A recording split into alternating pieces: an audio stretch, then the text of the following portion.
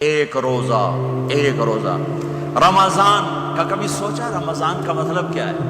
رمضان کو رمضان کیوں کہتے ہیں؟ اللہ نے 11 مہینوں کے نام عربوں سے رکھوائے اور روزے کے مہینے کا نام خود رکھا قرآن میں، شہر رمضان الذی انزل فیہ القرآن۔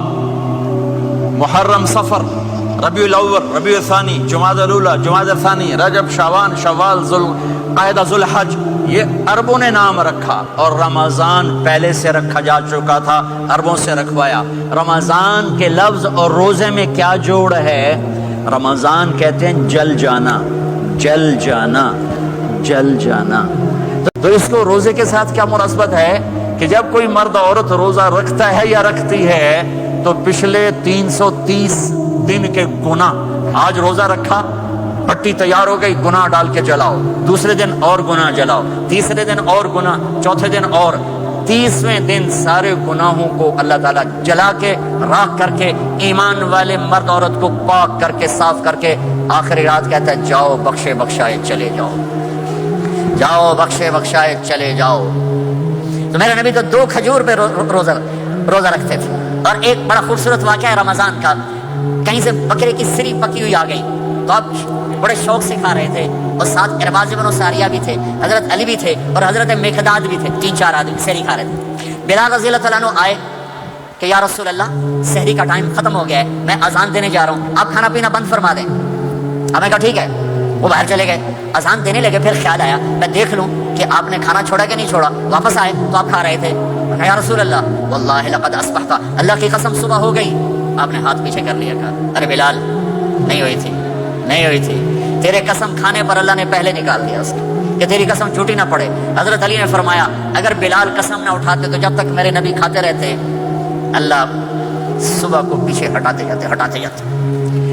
دیگ پک رہی تھی، ابو عبیدہ رضی اللہ تعالیٰ عنہ بن جراح وہ دیگ پکا رہے تھے، بکرا۔ آپ نے کہا ابو عبید یہ مجھے بکرے کی دستی پکڑانا، اگلے بازو، آپ کو اگلے بازو کا گوشت پسند تھا، گردن کا گوشت پسند تھا، یہ کمر کے پٹ کا گوشت آپ کو پسند تھا، دودھ پسند تھا، برنی کھجور پسند تھی، اجوا کھجور پسند تھی، تازہ روٹی پسند تھی۔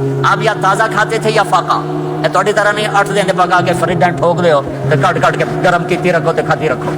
یا آپ تازہ کھاتے تھے یا فاقہ فرماتے تھے۔ ایک دفعہ فتح مکہ پر ام ہانی کے گھر آپ نے باسی روٹی کھائی، ورنہ آپ نے ہمیشہ تازہ یا فاقہ یا تازہ یا فاقہ، کبھی جس کھانے پہ رات گزر جاتی اسے نہیں کھاتے تھے۔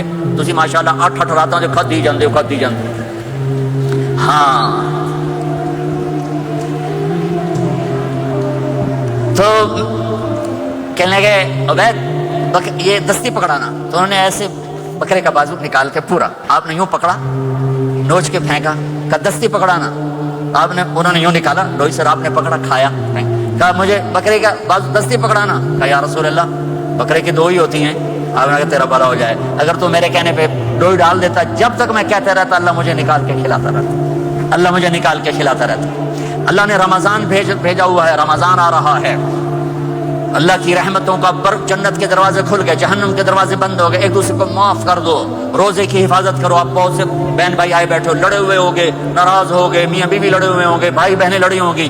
رمضان آ رہا ہے، تیاری کرو۔ جیسے حج پر جانے سے پہلے معافی مانگتے ہو، رمضان سے پہلے بھی ایک دوسرے سے معافی مانگو، ایک دوسرے کو معاف کرو، ایک دوسرے کو درگزر کرو، خود جا کے معافی مانگ لو، اللہ آپ کا مقام اونچا کر دے گا، مرتبہ اونچا کر دے گا۔